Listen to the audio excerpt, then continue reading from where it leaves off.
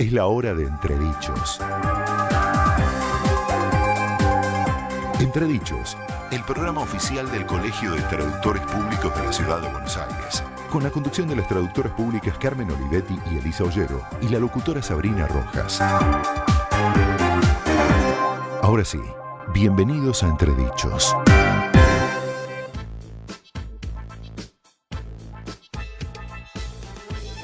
Hola, muy buenas tardes. Bienvenidos a Entredichos. Esto que es el programa oficial del Colegio de Traductores Públicos de la Ciudad de Buenos Aires, que como todos los martes te acompaña aquí por FM Concepto en el 95.5 del dial y también, por supuesto, en la web www.conceptofm.com.ar.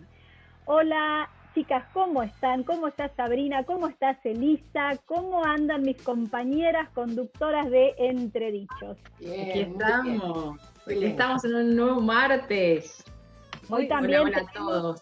Hoy también tenemos la compañía de Leticia Martínez, nuestra productora de lujo, que hoy nos acerca el privilegio de tener una visita, chicas, que ya les vamos a contar en unos minutos quién nos acompaña hoy aquí en Entredichos. Pero primero, Sabri, contanos cuáles son nuestras vías de comunicación. Sí, si se quieren contactar con nosotros pueden hacerlo a través de las redes sociales, en Facebook en Entredichos OK, en Twitter en @entredichosok o por Instagram en @entredichosctpcba. Si hoy no pueden escuchar el programa, a partir de mañana vamos a subir esta emisión a nuestro canal de YouTube, así que lo van a poder escuchar cuando quieran, y si no, el domingo se vuelve a transmitir el programa aquí por FM Concepto 95.5 a las 13 horas. Muy bueno, muy bueno. Y también, por supuesto, te contamos que si querés tener información sobre el colegio, podés dirigirte a nuestra página web www.traductores.org.ar. Si necesitas hacer una legalización en estos días, recordá que tenés que pedir turno. Seguimos teniendo los dos sistemas, el sistema de legalización a distancia, que funciona a través de un servicio de mensajería, previo pedido de turnos por correo electrónico a turnoslega@gmail.com, y también el servicio de legalización presencial que funciona en la sede de Avenida Corrientes 1834. Previo pedido de turnos a turnospresenciales@gmail.com. Y por supuesto, no solo los traductores estudiamos, nos capacitamos y estamos siempre a la vanguardia de todos los cambios en el mundo de la traducción, sino también tenemos que ejercitarnos un poco, ¿no, Sabri? Claro, y para eso nos acompañan nuestros amigos de Gympass. Gympass, el beneficio que otorga el Colegio de Traductores Públicos de la Ciudad de Buenos Aires, que tiene como misión derrotar el sedentarismo, mantener una vida activa y aliviar el estrés y la ansiedad, sigue vigente en estos momentos tan especiales, adaptado a las nuevas circunstancias. Para ello, nos acerca Gympass Wellness, un conjunto de aplicaciones variadas para llevar el gimnasio a casa con planes personalizados, con la posibilidad de consultar a un psicólogo deportivo, con actividades para hacer gimnasia en familia y con clases en línea y en vivo mediante la plataforma Zoom, en las que el participante tiene la posibilidad de ser guiado por un profesor durante las rutinas de ejercicios. Como siempre, el beneficio sigue siendo extensivo al cónyuge y a los hijos del matriculado, y el periodo de prueba ahora se extiende a los primeros 30 días. Para más información sobre el funcionamiento de Gympass Wellness y otras inquietudes, se puede consultar la página web www.gympass.com/ar. Bueno, sin más vueltas, te contamos, Elisa, por favor, contanos quién nos acompaña hoy. Bueno, sí, Carmen, hoy estamos súper ansiosas y muy felices porque tenemos una visita de lujo, como vos anticipaste, hoy nos visita un gran periodista, un periodista de profesión que ocupó durante más de 15 años el cargo de director general de la Fundación del Español Urgente, la Fundeu, desde su inicio, en febrero del año 2005. y anteriormente fue director de los departamentos de gráfica y de televisión de la agencia EFE, como también trabajó en la Secretaría General de esta misma empresa, en la que comenzó su vida profesional en 1982 como periodista de política nacional en la redacción central. Así que hoy te damos la bienvenida, Joaquín Müller-Thyssen-Vergareche, a Entredichos. Es un placer conversar con vos. Muy bien, muy buenas tardes y muchísimas gracias por convocarme desde aquí, desde Madrid, desde el confinamiento de la capital de España, pero aquí estamos, dispuestos a charlar de lo que gusten. Gracias, Joaquín, es un placer para nosotros. La verdad que es un placer, es un gran privilegio. Y bueno, si hay algo bueno que tiene esta situación, que nos mantiene por un lado físicamente aislados, por otro lado nos permite esta conexión virtual, ¿no es cierto? Y esto de poder hacer radio de pronto de manera virtual y de tener una visita como la tuya, que la verdad que nos parece un lujo total y nos da muchas ganas de conversar, por supuesto, de un montón de temas, principalmente la Fundeu, que muchos te conocemos desde ahí, porque bueno, has sido director de la Fundeu, y sabemos que esta fue una fundación creada por la agencia española EFE, ¿no? Hace unas cuantas décadas, con la idea de trabajar y defender el buen uso del lenguaje, ¿no? Para los medios de comunicación, y creo que después la Fundeu se convirtió en fuente de consulta para todo el mundo, especialmente los traductores, por ejemplo, que recurrimos muchísimo. Es un sitio plagado de consulta de traductores, ¿no? Sin duda.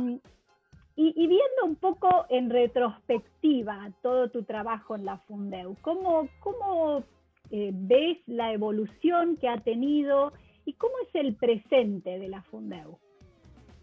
Bueno, vamos a ver, la fundación que nace efectivamente con la idea de servir solo a los periodistas, en la idea de que los periodistas son realmente un sector de la población que influye en la lengua, pues ese fue el primer objetivo de la fundación y siempre ha trabajado con esa idea. Lo que pasa es que es evidente que lo que interesa a los periodistas les interesa al resto de los hispanoparlantes, ¿no? Porque todos necesitamos respuestas a los avances, a los cambios que se están produciendo en un mundo en el que realmente cada día aparece la necesidad de nominar de una manera a fenómenos nuevos, ¿no? Y entonces digamos que lo bueno que ha tenido la Fundación es esa agilidad que ninguna otra institución tenía, en la que, digamos, adoptando y jugando con las normas que la Academia establecía, dábamos respuestas inmediatas a las necesidades de los periodistas y, por tanto, de los traductores y de cualquiera que tuviera que buscar una solución rápida a un problema de actualidad, ¿no? Y esa ha sido la gran magia de la fundación, ¿no? Y el gran éxito que ha tenido. Sí, y nos imaginamos que en esta época de pandemia, ¿no? Que se han acuñado tantos nuevos términos, muchos neologismos, muchas palabras que quizás estaban en desuso o algunas que se inventaron nuevas. Por ejemplo, esto de cumpleaños o el profe Zoom o los pandemials o términos que la verdad que se acuñan en épocas específicas, ¿no? ¿Cómo describís ese proceso de incorporación de estos neologismos en la prensa periódica? ¿Cómo se eligen las palabras o cómo se descartan las palabras que no corresponde que se incluyan, ¿no? Claro, yo creo que como siempre, en general, aunque es el menos común de los sentidos, se aplica el sentido común, ¿no? Y entonces te das cuenta que aunque puede ser divertido de una manera, en un momento determinado, pues hablar de una generación que puede ser los pandemias y que tiene su acierto desde el punto de vista de de inventiva lingüística, de creatividad, pues bueno, luego hay términos que en sí mismo tienen su función en ese momento y luego desaparecen o no, ¿no? Yo creo que al final está siempre la necesidad de todos de explicarnos bien, de llegar con el mensaje claro y a lo mejor en un momento determinado también sorprender con nuevos términos, con nuevas maneras de llamar a las cosas. Y eso tiene, bueno, tiene su función, ¿no? Porque de repente te alerta, ¿no? ¿Y qué quiere decir este señor con esto, ¿no? Bueno, y está bien cuando se os explica, ¿no? Eso siempre enriquece. Aunque luego mueran tempranamente, aunque no tengan mayor utilidad, yo creo que nunca está de más y además que se creen nuevos términos, que se inventen, que haya juegos, entre comillas, florales con el idioma, porque sorprendentemente luego al cabo de los años muchas veces te sorprendes y de repente dices, hombre, vamos a recuperar este término para esta cosa nueva que, bueno, que venía usado. Es decir, yo creo que no hay que ser, digamos, cerrado, talibán a la hora de no aceptar la creatividad. Yo creo que la creatividad siempre que se usen las reglas del idioma y no se fuerce al idioma, siempre es buena. El tiempo dirá si esos nuevos términos tienen recorrido o mueren en sí mismos, ¿no? Y se convierten solo en pura anécdota. Pero de partida no dañan. Yo no creo que debemos de mantener, no debemos de estar siempre echándonos las manos a la cabeza, hablando de qué barbaridades están diciendo. Yo creo que hay que ser un poco más, más relajado. Yo en estos momentos de tanta tensión pido mucho sosiego siempre, con el idioma también. Exacto. Claro, especialmente... Perdón. No, iba a decir que creo que allá radica justamente la riqueza y el crecimiento de una lengua, ¿no? Porque si estuviéramos todos, como dice Joaquín, agarrándonos la cabeza por cada neologismo, a lo mejor hablaríamos como en el siglo XV. Exacto. Yo siempre he dicho que si Cervantes se levantara la cabeza no entendería en qué idioma estábamos hablando, ¿no? No sabría qué es esto, ¿no? Pues efectivamente, yo creo que el idioma evoluciona, se van incorporando cosas y hay cosas más acertadas y otras que menos. Y es verdad que en un determinado hay algo que nos parece vulgar, pero todos sabemos que vulgarismos se convierten en cultismos con el tiempo, ¿no? Y por lo tanto yo creo que hay que ser generoso con la incorporación de nuevas ideas y sean bienvenidas. Si tienen éxito, triunfarán y se asentarán, y si no, pues morirán en sí mismas. Y eso lo sabemos todos, ¿no? Los que trabajamos con la lengua desde hace años, ¿no? Así es. Joaquín, sabes que conversando con las chicas recordábamos una declaración que vos hiciste que decía algo así como que el lenguaje debe ser un vehículo para comunicar la verdad. ¿Cuáles crees que son los obstáculos que hay hoy para superar? Es decir, ¿cuáles son estos para decir lo que pensamos? Claro. ¿No? Claro, yo creo que el lenguaje es evidente que es la representación del pensamiento y es la representación de una actitud, es la representación de la moral, y en esos momentos, es decir, no se puede tener la idea de que el lenguaje va por un lado y la sociedad, la moral, los cambios, la honradez va por otro, ¿no? Uno es la verbalización, ¿no? O es la expresión de un sentimiento, de una realidad.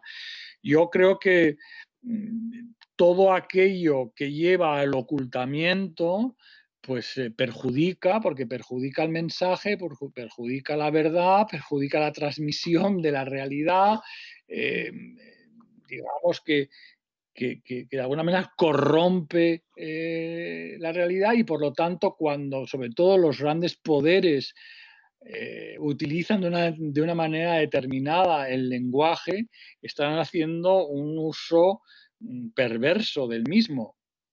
Pero bueno, forma parte de los distintos movimientos, los distintos estamentos que hay en cualquier sociedad, ¿no? Pero digamos que el lenguaje de la verdad es el lenguaje que es el limpio, ¿no? En el que tratas de que lo que se comunica se ajuste a la idea de lo que tú quieres realmente transmitir y no ocultar, ¿no? Pero bueno, forma parte del propio lenguaje que haya también ese área de ocultamiento, ¿no? o de falsedad, ¿no? Bueno, Sí, ese ser humano. El ser humano y que atañe mucho al periodismo, ¿no? A los periodistas, inclusive nosotras como traductoras también, a veces nos pasa, ¿no? Que decimos, bueno, tenemos que comunicar esto y tenemos que ser fieles a lo que el autor está diciendo. Claro, ahí está, ¿no? Ese es uno de los grandes puntos del traductor, es decir, tengo que ser honesto, o sea, tengo que, digamos, apartarme de lo que yo pienso para trasladar lo que este señor está diciendo. Exacto. Y ahí está la obligación del traductor de decir, hombre, este señor, en fin, en lo personal, me parece que lo que está transmitiendo, en fin, lo que pretende, está tratando de eludir un tema y le está dando las vueltas y está usando determinados giros para expresar una cosa. Bueno, pues tu obligación, si estás traduciendo, evidentemente, es respetar lo que él está diciendo, porque si no estarías interpretando de una manera distinta la posición de ese señor. Y eso es indudable, ese es el gran trabajo del traductor, ¿no? No hay traducción limpia, buena de verdad, si no transmite el pensamiento, aunque no te guste, del autor, ¿no?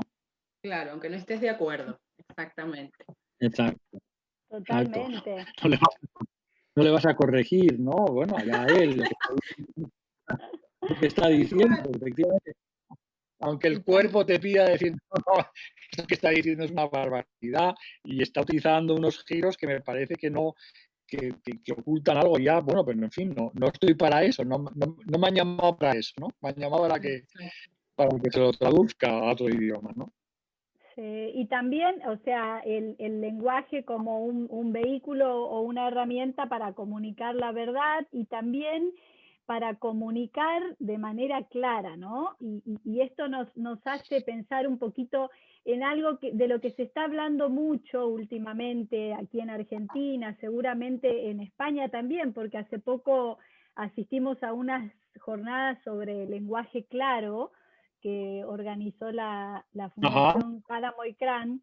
Y ¿te parece? Sí, o sea, claro. Este es un movimiento, una tendencia nueva, digamos. Bueno, no tan nueva, pero digo que está tomando como una cierta envergadura, ¿no? ¿Esto es así también en España? Sí, efectivamente. Bueno, menos de lo que debiera ser, ¿eh? Es decir, yo creo que hay entre ellos, desde luego, sin duda, Páramo y Cran y muchos otros, y pocos otros, que realmente están peleando para que la administración transmita al ciudadano, para que las grandes empresas transmitan de manera clara, ¿no?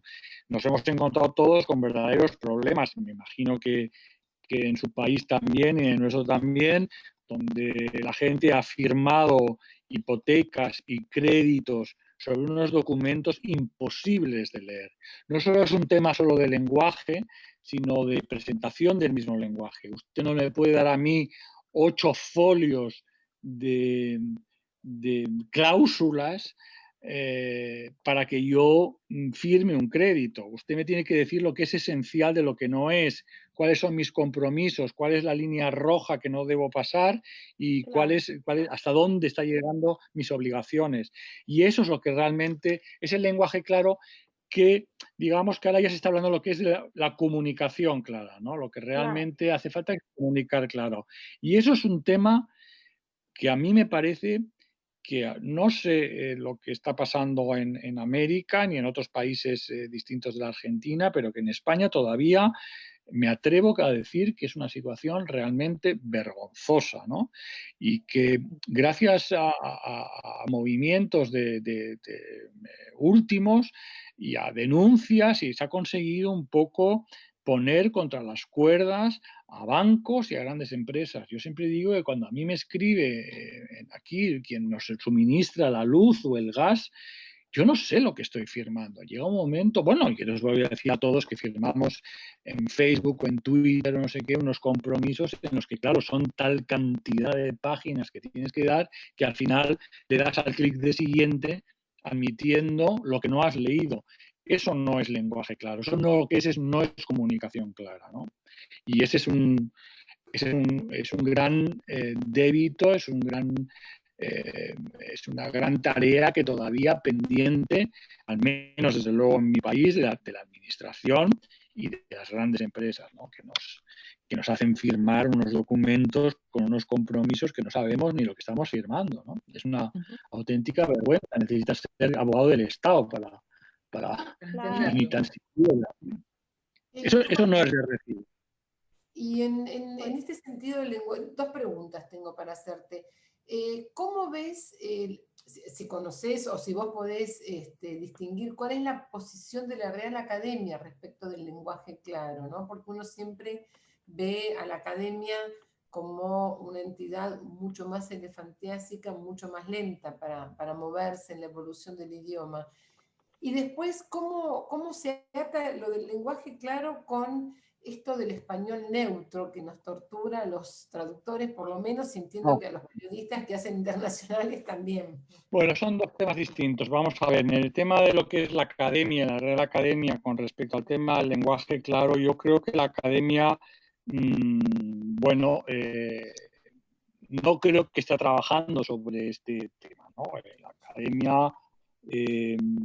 La academia necesita una revolución. Necesita una revolución que no se está haciendo porque o no se hace o se hace a medias, se evoluciona, pero no se revoluciona. Bueno, pues porque en el fondo, en fin, hay unas grandes figuras que no se quieren autolesionar, ¿no? Entonces, claro, digamos que ese tema está ahí. Yo creo que la academia tiene un ejército de magníficos académicos lingüistas, otros que son académicos políticos y no son lingüistas, y esos son los que yo entiendo que más la perjudican, y un grandísimo equipo de lingüistas que trabajan muy seriamente en tratar de dar respuestas a los problemas y a las novedades del español. En el tema del lenguaje, claro, yo no creo que tanto les corresponda a ellos como que corresponda realmente, en todo caso, a animar a que se haga, ¿no? Pero bueno, pues es un poco lo que estaba diciendo. Yo creo que la RAE no tiene mucho que ver con el tema de la comunicación clara y que la responsabilidad de estos, en resumen, está para las grandes administraciones y las grandes empresas. Y que, bueno, pues que efectivamente la Real Academia pues debe tener otros problemas que deberán solucionar y que, bueno, pues pueden estar ligados a grandes cambios que deberían hacer, pero eso ya les corresponde a ellos, y no dudo que es una institución vieja en la que es difícil hacer movimientos. Otra parte de la pregunta, ¿no?, era sobre el español neutro, ¿no? Claro, el español neutro, este es un gran problema, o no es tan gran problema, no lo sé. Yo creo que vamos a ver, hay que dejar aparte dogmatismos de un lado o de otro, ¿no? No, bien, lo que estaba diciendo es un poco que lo que yo entiendo es que al final yo creo que como todo, como el lenguaje en general, el lenguaje recogerá los cambios que se vayan produciendo en la sociedad, ¿no? No hay cambios en el lenguaje sin cambios en la sociedad. También es verdad que desde el lenguaje se puede forzar un poco los cambios, pero digamos que la base de los cambios está en las bases sociales, ¿no? Yo siempre he dicho que hoy en día, al menos en mi país, ya no creo que si un profesor en una escuela de niños de 6 años dice niños salir de clase, solo salgan los niños. A lo mejor ya es posible que necesite decir niños y niñas al jardín, ¿no? A jugar. Bueno, eso al fin y al cabo serán los grandes cambios. Es cuando a un niño le dices, ¿estás jugando con tus amigos? Y dices, sí, con mis amigos, pero también con mis amigas. Y ya entiende que amigos no es un genérico en sí mismo, ¿no? Claro. Bueno, pues esos serán los grandes cambios. Otra cosa es, y yo no digo que no, que se fuerce también un poco los cambios desde aquellos que lideran el uso del lenguaje. Yo siempre he dicho que cuando aquí una ministra de Igualdad en su momento habló de miembras, que fue un gran escándalo en el Congreso de los Diputados, pues yo no soy ducho en la materia, pero pregunté a mis alrededores en la fundación, y uno de los razonamientos que yo creo que fue Javier Bezos que me dijo, bueno, efectivamente, el término miembro viene de una parte de lo que es el miembro del cuerpo, pero hoy en día está muy desligado de esa idea etimológica, ¿no? Y el miembro de un club, el miembro de un tal, pues no, aunque sus orígenes estén ligados a la parte del miembro de un cuerpo, hoy ya, digamos, está separado de esa idea inicial. Y en principio, si en español la feminización de un término, en este caso, es con una A, pues ¿por qué no pongamos miembra? Hombre, Claro. es forzar un poco, pero si digamos que la construcción de ese femenino se hace de acuerdo a las normas del español, pues no es malo. Y digamos que lo único que puede ocasionar es una tensión ideológica, ¿no? Pero a lo mejor no lingüística. Bueno, claro. Si alguno me está oyendo en estos momentos, dirán, qué barbaridad está diciendo este señor. No, pero muchos coincidimos con vos y también en esta cuestión de que los cambios sociales que siempre se dan antes que los cambios legales o los cambios en el lenguaje, muchas veces son como fuerzas motoras, ¿no? Para claro. Ir guiando los cambios y las adaptaciones que tenemos que hacer los que somos de alguna manera comunicadores, ¿no? Y pensando un poco en esto de la comunicación, el comunicar claro, el hablar claro, ahí se me trabó la lengua. ¿Cuáles son, según tu punto de vista, qué se necesita para ser un buen comunicador o, bueno, un buen traductor o un buen mensajero? Bueno, yo creo que realmente lo que se necesita es saber de qué estás hablando, ¿no? Es muy difícil traducir bien, es muy difícil como periodista contar bien de algo que realmente no entiendes. Y yo creo que está muy claro cuando alguien está hablando en un terreno que domina, estructura muy bien su discurso y aplica muy bien el lenguaje para explicar la realidad. Es decir, yo creo que muchas veces cuando alguien está un poco perdido en su lenguaje, en un tema, acude a determinada terminología que ni él mismo termina comprendiendo. O si tiene intención también puede ser de que no quiera mucho que se le entienda, porque es muy feo lo que va a decir, ¿no? Pero en principio la base es conocer de lo que hablas, ¿no? Y una vez que tú conoces de lo que hablas, es muy difícil que no hables con claridad, a no ser que tengas la intención de ocultar algo. Pero si no, entiendo que el gran problema es cuando te das cuenta que la gente que hay alguien que está hablando y dices, no entiendo lo que dice, es farragoso, digamos, está empleando un lenguaje que me resulta, entre comillas, sucio, no es nada claro, no es limpio. Pues seguramente una de dos, o es que no quiere que se le entienda o no entiende lo que está diciendo, ¿no? Claro. O sea, que yo creo que hay una cosa muy ligada a la estructura mental, al conocimiento de las cosas, ¿no?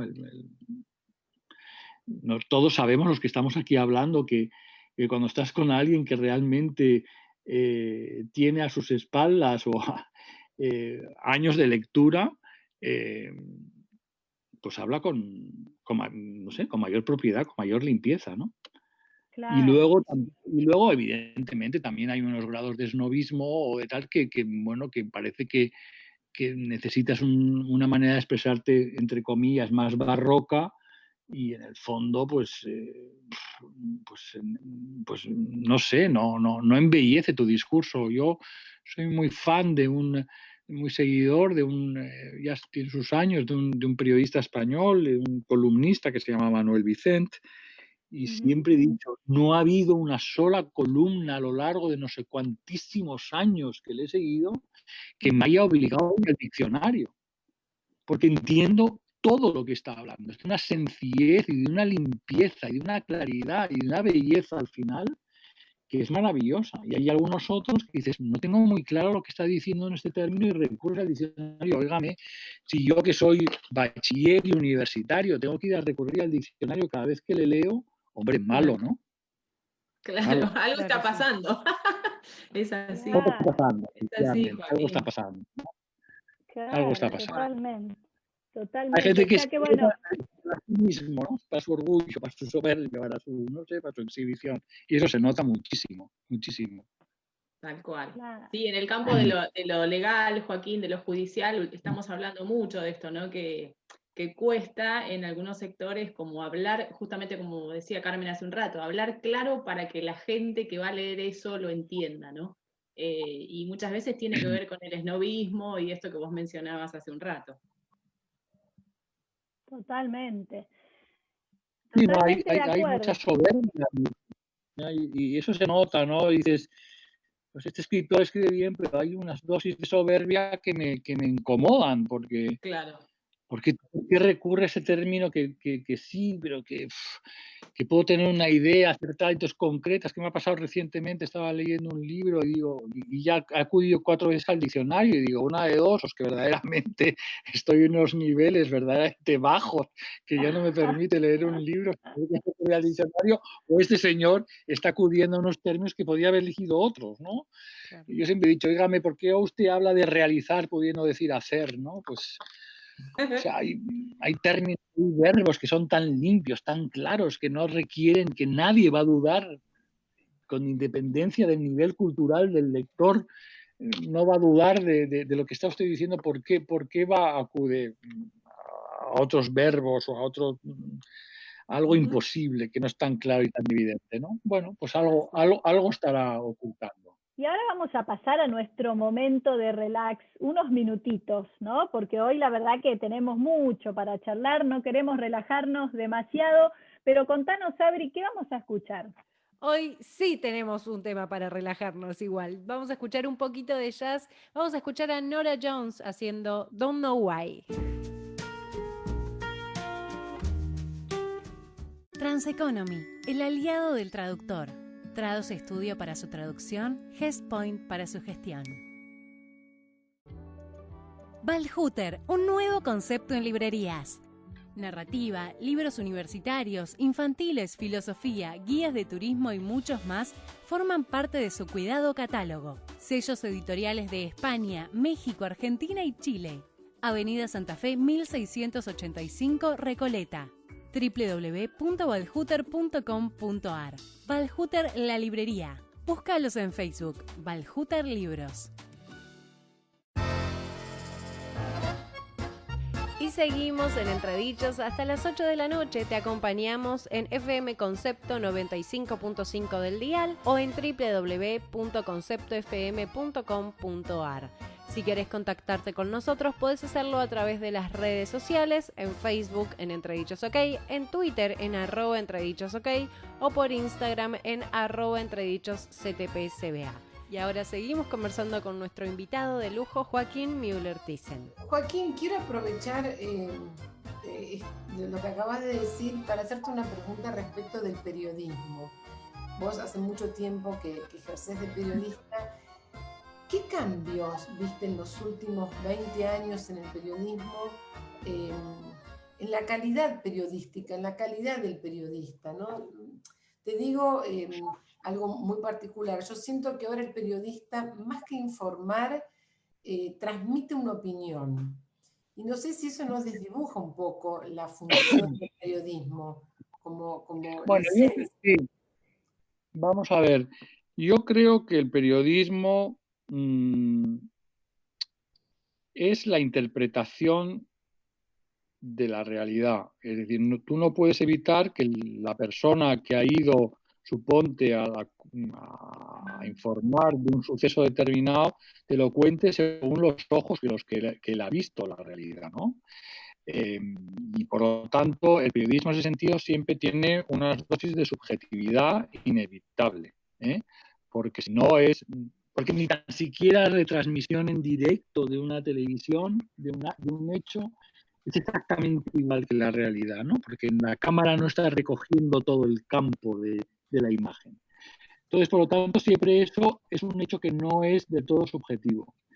Lo que yo creo que es que en la actualidad, en estos momentos en los que el mundo es tan complejo, los cambios son tan brutales, estamos viviendo, yo creo, que una de las mayores revoluciones de la historia de la humanidad, porque el cambio que está generando Internet, el hecho de que estemos hablando como estamos hablando ahora es impensable, era impensable hace nada.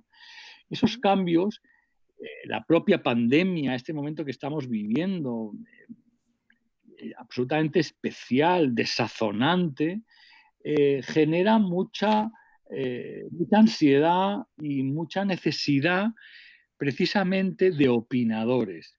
Y de repente todos los opinadores, todos estos periodistas que se han convertido en interpretadores de lo que está ocurriendo, se han convertido en líderes porque son una demanda, porque en el fondo el ciudadano está pidiendo a alguien que le interprete la realidad. Y lo peor es que está pidiendo que le interprete la realidad como él quiere que se la interprete. Y ese es el gran problema. No es tanto que haya interpretadores de la realidad que cuya visión fuera amplia y distinta de la mía y que me abriera los ojos, que yo creo que todos los necesitamos porque estamos un poco perdidos, desorientados, con unas dosis de información brutales que no somos capaces de analizar, de desmenuzar. Pero el gran problema está, y esa es mi gran teoría, en que este mundo, que está un poco lo que me planteas, ligado a lo que se llama la posverdad, yo creo que en ahí somos responsables también nosotros. Tenemos menos espíritu crítico y queremos que haya señores que estén opinando permanentemente, pero opinando lo que nosotros queremos oír, no lo que no nos gusta. Y ahí está donde la perversión del periodismo, porque la obligación del periodista es, con error o con acierto, interpretar la realidad, incluso el hecho informativo, ¿no? Contárnoslo como él lo ve, transmitiéndolo como él lo ve, con honestidad. Pero yo creo que también el ciudadano está muy perdido. El ciudadano, estamos en la globalización, nos deja un poco desamparados, demasiado descubiertos, y todos los discursos que nos reafirmen en lo que nosotros creemos, en los principios en los que nosotros nos rodeamos, nos gustan.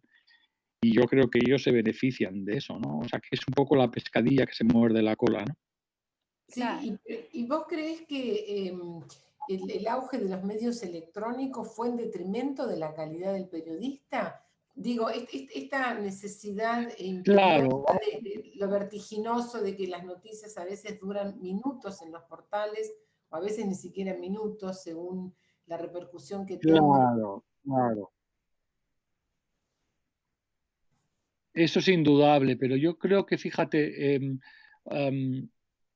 es verdad que eso ocurre, la inmediatez de la noticia obliga a saltar una cosa, digamos, a no estructurarla, a lanzarla con riesgo de que tenga poca solidez la base de lo que tú estás diciendo, pero eso que resta una especie de periodismo reposado, de rigor, de comprobación de las fuentes, bueno, que sigue existiendo, pero quizá en minoría, porque fíjate, las redes, la comunicación, la rapidez obliga a otra cosa, no solo es propio del periodismo, yo creo que es propio de muchas áreas o de muchas disciplinas o de muchos oficios de este mundo. A mí se me resulta cercano porque hace poco estaba en una revisión médica y con un médico de un hospital muy bueno en Madrid, donde tiene una parte que, digamos, es hospital público, pero es de gestión privada, en fin, y le pregunté, le dije, Pepe, ¿cómo están las cosas en el hospital? Y me dijo, mira, van bien, se está trabajando con mucha presión y eso nos obliga a hacer una medicina poco elegante. Y digo, ¿qué quieres decir con eso? Pues que le dedicamos poco tiempo al paciente, que no hablamos con él, que no, pero vamos solucionando las cosas muy rápidas. Entonces, quizá con el periodismo ocurre lo mismo. Y usando las palabras de este médico, hay un periodismo poco elegante, es un periodismo rápido, de urgencia, en el que es más importante salir rápido y dar con el primero, y sin embargo pues le falta rigor, reposo, inteligencia, brillantez, reflexión, información en el más amplio sentido. Sí, posiblemente estamos sufriendo eso. Estamos sufriendo. Me imagino que esto viene atado al deterioro en los claustros de formación de periodistas, ¿no? Es decir, porque todos estos problemas que estuviste mencionando se transmiten a la hora de formar periodistas. Yo desconozco mucho lo de las escuelas. Yo siempre he dicho que yo mismo he estudiado periodismo y he dicho que no he visto carrera más absurda que la que yo he estudiado, carrera universitaria. No tiene, de verdad lo digo, no tiene ningún sentido. Los periodistas, sinceramente, y que me perdonen los periodistas que me están escuchando, deberían estudiar una carrera general, derecho, filosofía, historia, económicas, en fin, cualquier cosa, y luego hacer un pequeño máster, ¿no? Para aprender un poco digamos, los artilugios del periodismo, ¿no? Y no al revés, que aprendemos un poco de todo y no aprendemos nada y escribimos sin mucha base, más que allá de cada uno que decida que le interesa o que profundice en una disciplina, ¿no? Y yo creo que las escuelas del periodismo en ese sentido están muy mal enfocadas, pero en general, y posiblemente ahora peor. Pero no me atrevo a decirte que estén ahora peor que antes, porque me parecían igual de horribles, vamos, yo mi experiencia personal, igual de horribles hace 30 o 40 años que estudié que posiblemente ahora, ¿no? Yo creo que el periodismo, tú debes de tener una formación sólida en algo realmente, especializado posiblemente en algo, cuanto más amplio sea mejor, pues he estudiado filosofía o relaciones internacionales, ciencias políticas, derecho, economía, y luego realmente algo que te ayude a tener un poco los trucos del oficio, ¿no? Pero hace falta base cultural, base formación. Yo lo que noto fundamentalmente y lo que veo es que son unos chicos que salen en la universidad, están en sus facultades estudiando periodismo y no leen. Tengo un ejemplo muy, muy reciente. Hace 4 o 5 días me llegó la encíclica del Papa Francisco, vuestro paisano. Y la encíclica, pues me pareció, al margen de simpatías o antipatías con el personaje, y sé que es muy polémico en su país, me pareció muy interesante la encíclica. Y eran 84 páginas, 280, 290 puntos.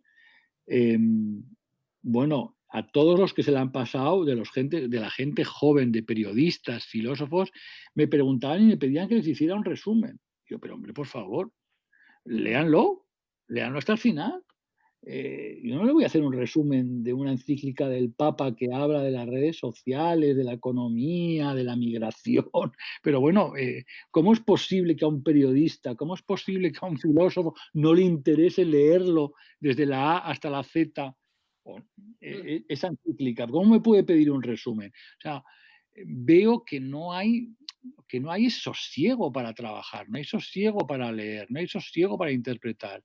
Y ese es el problema, con independencia de lo que se estudia. O sea, yo creo que en las facultades hay que animar y hacer que los alumnos le dediquen tiempo al análisis y a la lectura de esos, en este caso de ese documento, ¿no? O de cualquier otro, ¿no?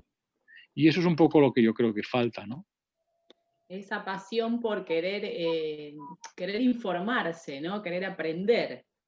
Claro. Me parece que eso es lo que estás hablando, de lo que estás hablando, Joaquín. Y con respecto a capacitarse y hacer una trayectoria, ¿no? en el periodismo, ¿cuáles han sido tus referentes, tus modelos a seguir, Joaquín? Bueno, sinceramente, yo, mi experiencia personal en el mundo del periodismo, a mí yo siempre he dicho que, y yo no lo pude realizar por una serie digamos, de situaciones personales que me lo impidieron, ¿no?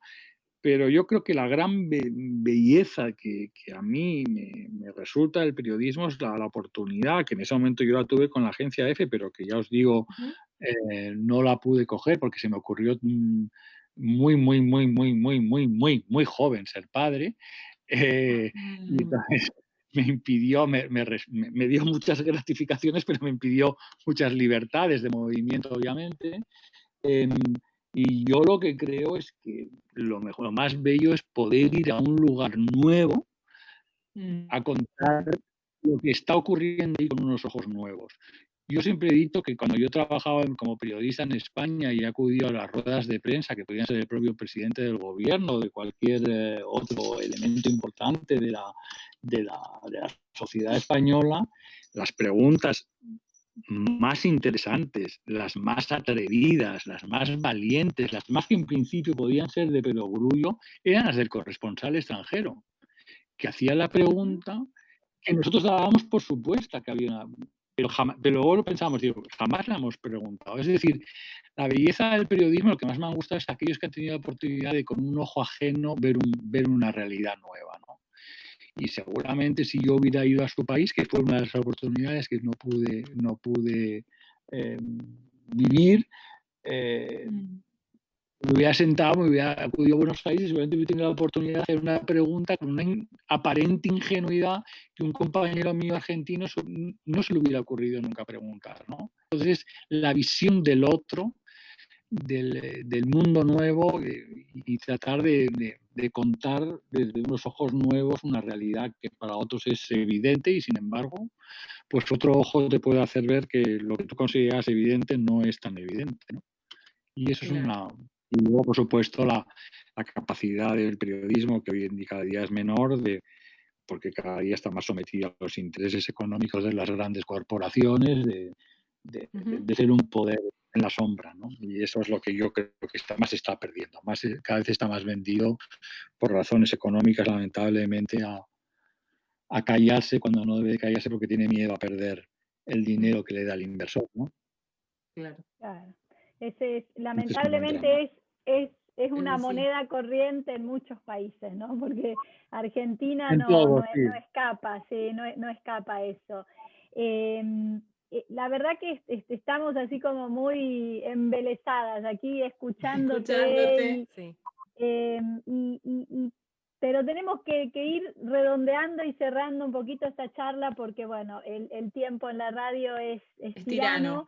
Pero no queremos irnos de esta hermosa conversación sin preguntarte ¿cómo es tu vida profesional ahora? ¿Cuáles son tus nuevos desafíos o tus nuevas metas para los próximos años? Pues mira, sí, he terminado esta etapa de la fundación, que ha sido una etapa verdaderamente maravillosa en mi vida profesional, ya tocaba de todas maneras y bueno, pues ahora hay un proyecto nuevo en la fundación, ahora la Real Academia Española ha llegado a un acuerdo con la agencia EFE y digamos de alguna manera se han hecho con la fundación y ahí pues yo no tenía obviamente cabida porque mis planteamientos eran distintos, pero en fin, me parece muy bien y seguramente les irá estupendo, pero yo no me veo ahí, ni ellos tampoco me han visto ahí, ¿no? Entonces, digamos que me coge en un momento todavía, bueno, uno ya tiene 2 años y muchos años, pero todavía con ganas de hacer cosas. Hay varios proyectos en mente, lo que ocurre es que también toda esta situación realmente los ha paralizado, pero sí os puedo decir que uno de los temas en los que pretendo trabajar y ya me han llamado y tal es precisamente está relacionado con el tema de la comunicación clara y tenemos unos proyectos que ojalá podamos desarrollar porque creo mucho en ellos, ¿no? Pero bueno, es verdad que es un momento muy, muy especial. Yo, por otro lado, realmente he dejado de trabajar en el mes de febrero, justo un mes antes de lo que fueron las órdenes de confinamiento. Hemos estado meses confinados, todo absolutamente paralizado. En esos momentos parece que se recupera un poco, pero como sabéis, Madrid se vuelve a complicar las cosas y por lo tanto, bueno, pues lo tengo todo un poco en el aire. Es una situación que es un cambio que se produce en un momento realmente especial, ¿no? Porque hemos estado un mes sin salir de casa, ¿no? Y bueno, pues para mantener en el día a día se puede, pero para iniciar nuevos proyectos es más complicado. Pero bueno, yo creo que sí, que las cosas van en una dirección que es precisamente la de desarrollar un proyecto que está un poco, bueno, no está tan en el aire, pero que ya vamos cerrando sobre el tema de comunicación clara y que yo creo que puede ser un proyecto bonito y que puede ser también, si sale adelante, un ejemplo para que se imite también en otros países y esperemos que vaya bien. Muy bueno, pero entonces esperamos, ojalá que tu proyecto incluya venir de visita a la Argentina y me encantaría conversar. Un enamorado de aquel país, un enamorado. No me tienen que decir mucho para que vuelva allá. Qué lindo. ¿Sabes cómo echo de menos ese país y esa gente en la que me encuentro tan bien? Yo creo que es el país de América al que más veces he ido y siempre me he sentido tan bien y tan querido y me gusta tanto que bueno, yo creo que el amor es recíproco. Tenés que reconocer, Joaquín, que es el que tiene mejor vino en América Latina, ¿eh? Sí. Eso es un elemento fundamental. No, pero la margen de todo es un gran país y yo me he sentido muy bien y tengo grandes amigos y grandes afectos. Me encantará en cuanto pueda, ojalá.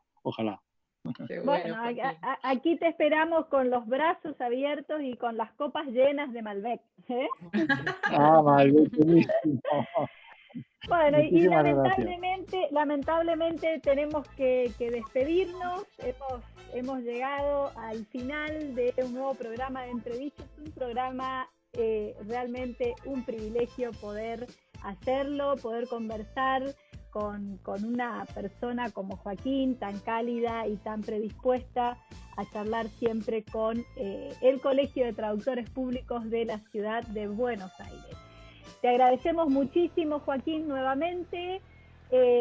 También agradecemos mucho a nuestro operador, Mauricio Cardoso, a nuestros auspiciantes, a nuestra productora Leticia Martínez.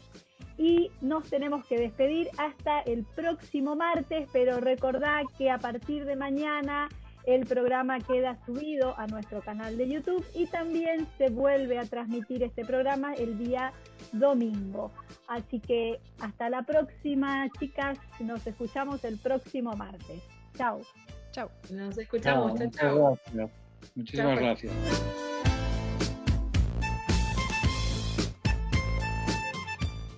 Auspician este programa. Agradecemos el apoyo del Instituto Casa de Jesús, donde educar es formar intelectual, afectiva y espiritualmente desde una perspectiva de síntesis entre fe y cultura. Instituto Casa de Jesús, www.casadejesús.edu.ar. ¿Problemas contables o impositivos? Lo ayudamos a solucionarlos. Veiga, González y Asociados, consultores y auditores. Llámenos al 4373-1213 o al 4373-5154. Esto fue Entredichos, el programa del Colegio de Traductores Públicos de la Ciudad de Buenos Aires.